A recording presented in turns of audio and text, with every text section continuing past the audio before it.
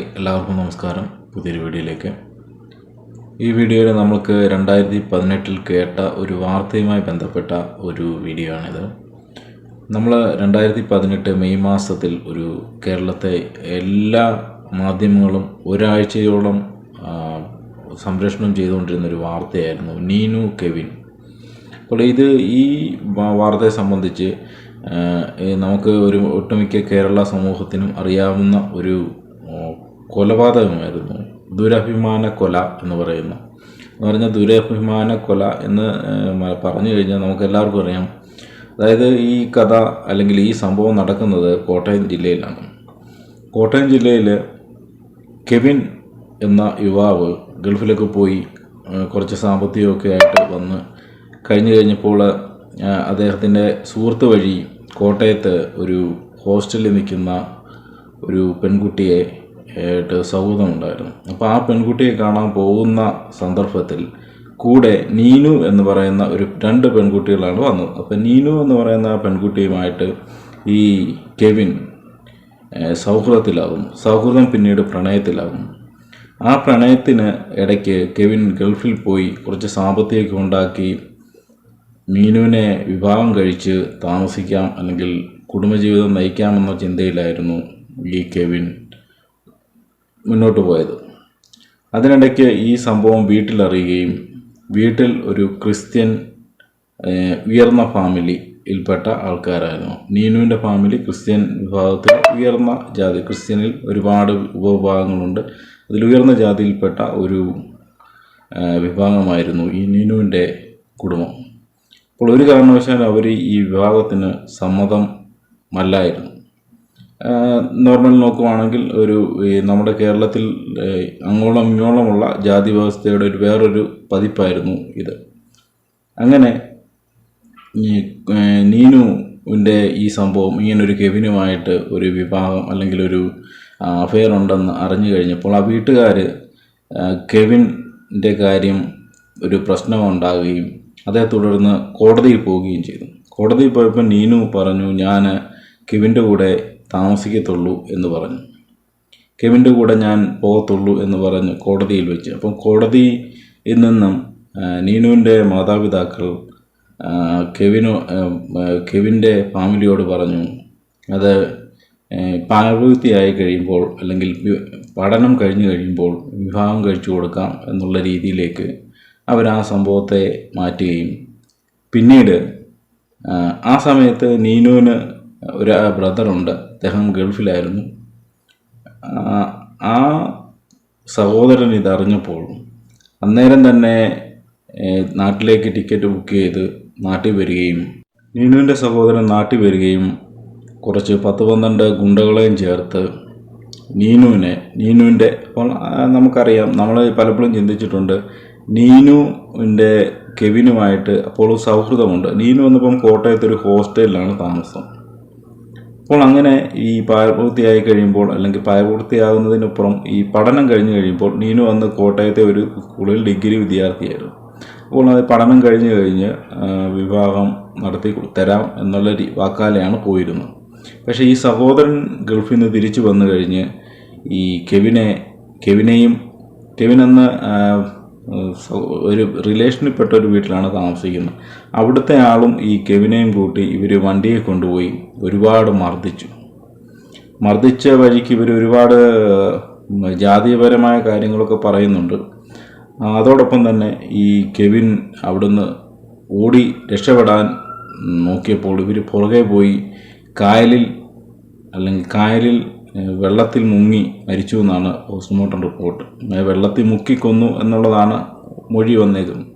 അപ്പോൾ അങ്ങനെ കെവിൻ മരണപ്പെടുകയും കുറച്ച് ദിവസം കഴിഞ്ഞ് നീനു പോലീസ് സ്റ്റേഷനിൽ കംപ്ലൈൻറ്റുമായിട്ട് ചെന്നു. ഇതുപോലെ അതായത് തലേദിവസം രാത്രി വരെ സംസാരിച്ചുകൊണ്ടിരുന്ന കെവിൻ്റെ ഫോൺ പോലും സ്വിച്ച് ഓഫാണ്, കെവിനെക്കുറിച്ച് ഒരു വിവരവുമില്ല എന്ന് പറഞ്ഞ് പോലീസ് സ്റ്റേഷനിൽ ചെന്നു. ആ പോലീസുകാരും നീനുവിനോട് നീതിപൂർവമല്ല പെരുമാറിയത്. അതിന് കാരണം കുറച്ച് അന്ന് ദിവസങ്ങളിൽ നീനുവിൻ്റെ സഹോദരൻ ആ പോലീസുകാരനുമായിട്ട് അല്ലെങ്കിൽ ആ ഡിപ്പാർട്ട്മെൻറ്റിലെ ആ ഒരു SI സൗഹൃദം ഉണ്ടായിരുന്നതും അതേ തുടർന്ന് എന്തോ അവരൊരു മ്യൂച്വൽ അണ്ടർസ്റ്റാൻഡിങ്ങിലായിരുന്നു ഇതേക്കുറിച്ച് ഒരു അന്വേഷണവും നടത്താതിരുന്നു. അങ്ങനെ പിന്നീട് ഈ ഈ SI അല്ലെങ്കിൽ ഈ പോലീസുകാരനെ സർവീസിൽ നിന്ന് തന്നെ പിരിച്ചുവിട്ടു. അത് പിന്നീട് നടന്ന കാര്യമാണ്.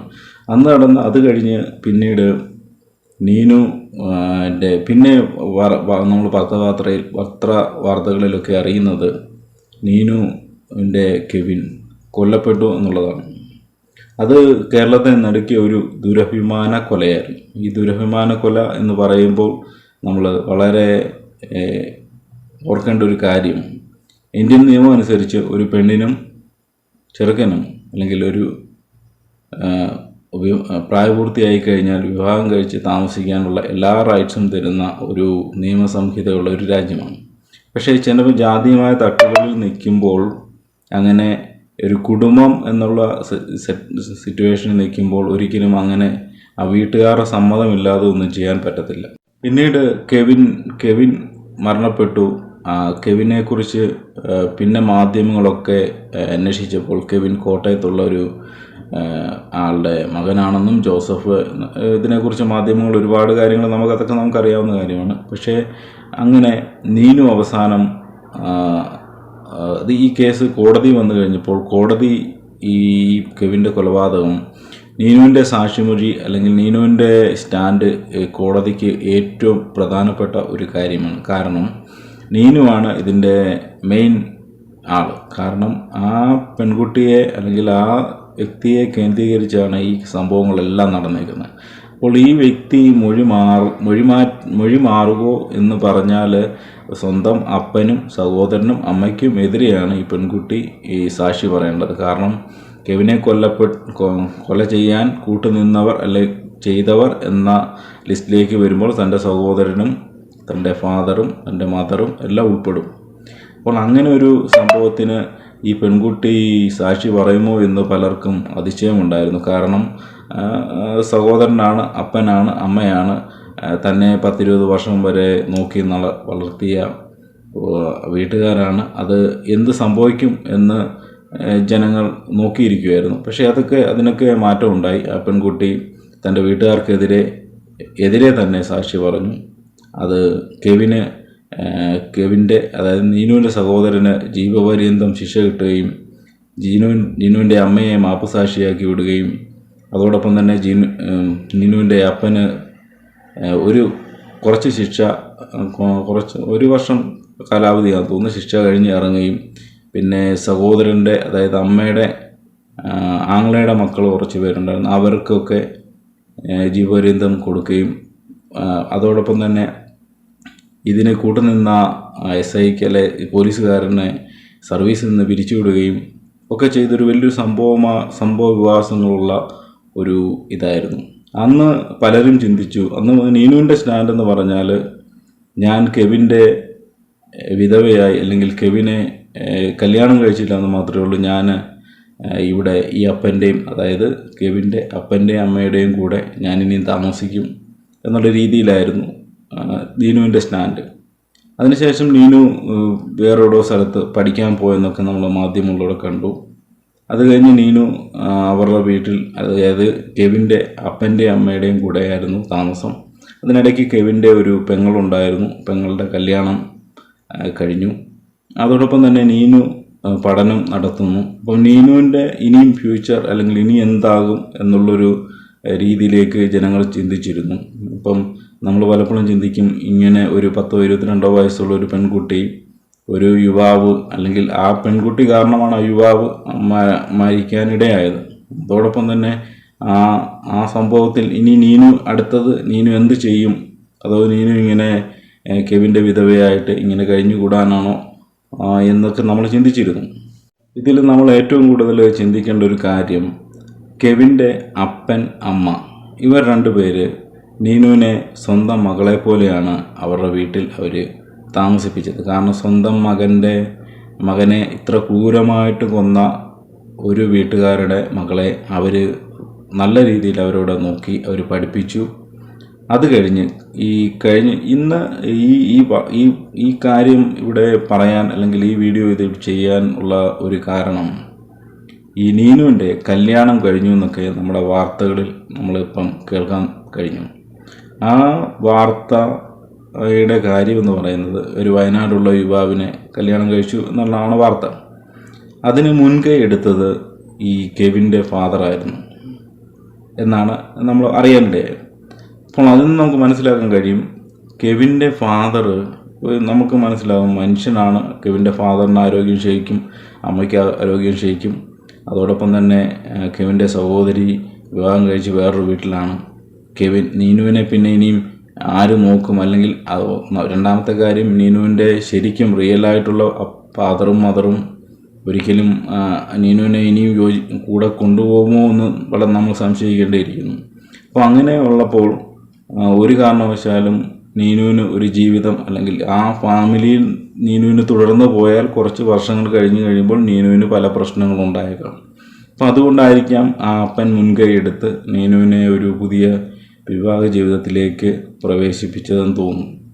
ഇതുതന്നെ ആയിരുന്നാലും ഈ കേരളത്തെ നടുക്കിയ ഒരു ദുരഭിമാന കൊല എന്ന് നമ്മൾ ഒറ്റ വാക്കിൽ പറയുമെങ്കിലും ഇത് വളരെ ഒരു സെൻസിറ്റീവായിട്ടൊരു കേസായിരുന്നു.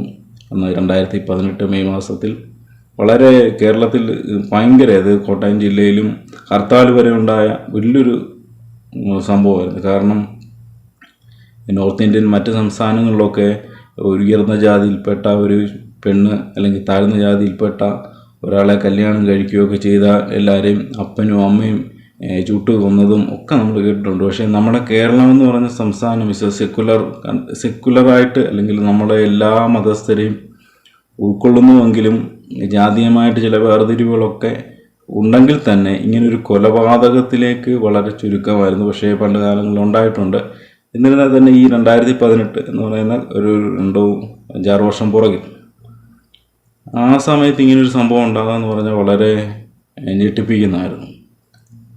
അപ്പം അങ്ങനെ ഈ ഒരു സംഭവത്തെ ബേസ് ചെയ്താണ് നമുക്ക് ഈ കഴിഞ്ഞ ദിവസം ഒരു സിനിമയിലെ ഒരു സംവിധായകൻ പറയുകയുണ്ടായി, തരുൺ മൂർത്തി, അദ്ദേഹം പറയുകയുണ്ടായി, അദ്ദേഹത്തിൻ്റെ സിനിമയിലെ ഒരു കഥാപാത്രം ഈ നീനുവിനെ റെഫർ ചെയ്ത്, നീനു കെവിനെ റെഫർ ചെയ്തായിരുന്നു ആ കഥയിലെ കഥാപാത്രം എന്ന്.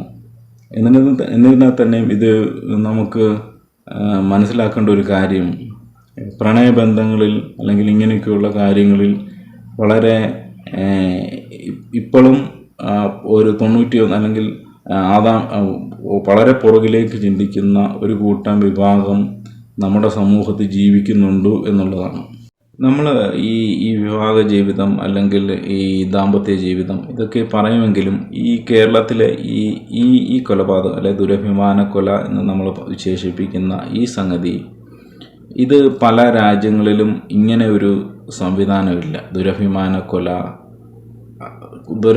കൊല എന്ന് പറഞ്ഞാൽ ഇത് ഒരു അഭിമാനം എന്ന് പറഞ്ഞാൽ മറ്റ് താഴ്ന്ന ജാതിയിൽപ്പെട്ട ഒരു പെൺകുട്ടി അല്ലെങ്കിൽ ഒരു പുരുഷൻ അല്ലെങ്കിൽ എൻ്റെ പെണ്ണിനെ കല്യാണം കഴിച്ചു കഴിഞ്ഞാൽ എന്തൊക്കെയോ സംഭവിക്കും, അല്ലെങ്കിൽ അത്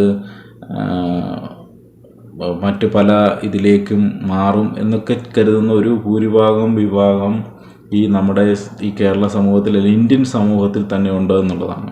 പക്ഷെ അതേ സംബന്ധിച്ച് വിദേശ രാജ്യങ്ങൾ, യൂറോപ്യൻ രാജ്യങ്ങളിലൊക്കെ ഇങ്ങനൊരു സംവിധാനം ഇല്ല.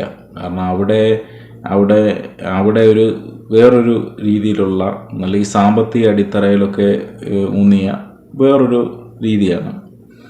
പക്ഷേ എന്തുകൊണ്ടോ കേരളത്തിൻ്റെ അല്ലെങ്കിൽ ഇന്ത്യയുടെ ചരിത്രം ആദ്യം മുതലേ ഒരു 2000-3000 വർഷം മുതലേ തുടങ്ങിയ ഒരു ജാതി കൾച്ചർ ഇപ്പോഴും ഇവിടെ നിലനിൽക്കുന്നു എന്നുള്ളതാണ് ഈ ദുരഭിമാന കൊലയും ജാതീയമായ അധിക്ഷേപവും ജാതീയമായ വേർതിരിവുകളും ഒക്കെ ഇവിടെ നേരിടുന്ന പ്രശ്നം. അപ്പോൾ ഇത് ദുരഭിമാന കൊല എന്ന് നമ്മൾ ഇനിയും ഒരുപക്ഷെ ഇങ്ങനൊരു ദുരഭിമാന കൊലകൾ ഉണ്ടാകാതിരിക്കട്ടെ, ഇങ്ങനെയുള്ള വാർത്തകൾ നമ്മൾ കേൾക്കാതിരിക്കട്ടെ. സ്നേഹിക്കുമ്പോൾ അല്ലെങ്കിൽ സ്നേഹത്തിൻ്റെ കാര്യങ്ങളിൽ ഒക്കെ വരുമ്പോൾ വളരെ ആലോചിച്ച് നല്ല രീതിയിൽ അതിനെ മുന്നോട്ട് പോകാൻ, അല്ലെങ്കിൽ കുടുംബജീവിതം മുന്നോട്ട് പോകുന്ന രീതി നല്ല ഒരു രീതിയിൽ ആലോചിച്ച് ഇനി വരും തലമുറ ചെയ്യട്ടെ. കാരണം അവരാണ് ഇനി അടുത്ത തലമുറയിൽ അല്ലെങ്കിൽ വരുന്ന കാര്യങ്ങളൊക്കെ തീരുമാനിച്ച് ചെയ്യേണ്ടത്. ഈ നീനുവിൻ്റെയും കെവിൻ്റെയും ഒരു പക്ഷെങ്കിൽ ഇതൊരു അടഞ്ഞ അധ്യായമായി തീരേണ്ട ഒരു കാര്യമാണ്. കാരണം ഇത് വലിയ ഏതെങ്കിലും ഒരു പത്രകോളത്തിൽ അല്ലെങ്കിൽ ഒരു ദിവസത്തെ ഒരു രീതിയായിട്ട് വന്ന് അത് മാറേണ്ട കേസാണ്. പക്ഷെ ഒരാഴ്ച 2 ആഴ്ചയോളം മാധ്യമങ്ങൾ ഈ സംഭവത്തെ വളരെ ഡീറ്റെയിൽ ആയിട്ട് ജനങ്ങളിലെത്തിക്കുകയും ജനങ്ങൾ വളരെയധികം സർക്കാരിനെ ഫോഴ്സ് ചെയ്യുകയും ഒക്കെ ചെയ്തുകൊണ്ടാണ് ഈ ഒരു സംഭവത്തെ ഇത്രയും കോടതി പോലും നല്ല രീതിയിൽ ഇതിനൊരു നീതി കിട്ടുന്ന ഒരു 99% 100% നീതി കിട്ടിയിട്ടില്ല എങ്കിൽ തന്നെ ഒരു നീതി ഒരു സാമാന്യ നീതിയെങ്കിലും കിട്ടുന്ന രീതിയിലേക്ക് ഈ കേസ് പോയത്. അതുപോലെ തന്നെ കെവിൻ്റെ അപ്പനും അമ്മയ്ക്കും എല്ലാം കഴിഞ്ഞ വർഷമായിരുന്നു ഈ കേസിൻ്റെ അവസാന വിധി വന്നത്. ആ വിധിയിൽ ഈ നീനുവിൻ്റെ സഹോദരന് ഇരട്ട ജീവപര്യന്തം വിധിച്ചു കോടതി.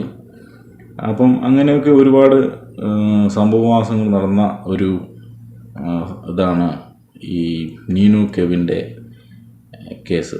നമുക്കതിൽ നിന്ന് മനസ്സിലാകുന്നത് ജാതീയമായ വേർതിരിവുകൾ നിലനിൽക്കുന്ന ഒരുപാട് സമൂഹങ്ങളുണ്ട്. ഇപ്പം ഹിന്ദു, മുസ്ലിം, മറ്റ് സമുദായങ്ങളെല്ലാം ഇവിടെ എല്ലാം ജാതീയമായി അല്ലെങ്കിൽ എവിടെയൊക്കെയോ സാമ്പത്തികമായിട്ടും വേർതിരിവുകളുണ്ട്. അതോടൊപ്പം തന്നെ ജാതീയമായ വേർതിരിവുകളുണ്ട്.